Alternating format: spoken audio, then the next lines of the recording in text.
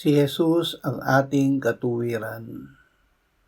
Tunay na ang matuwid ay magpapasalamat sa iyong pangalan, ang matuwid ay tatahan sa iyong harapan.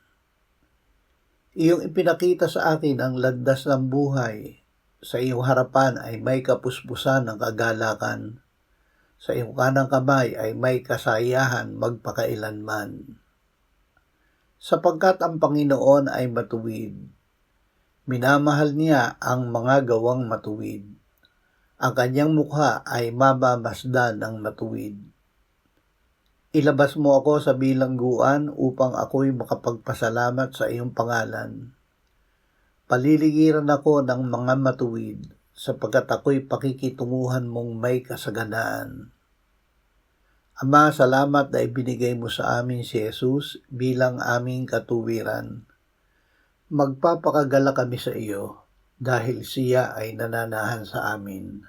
Amen.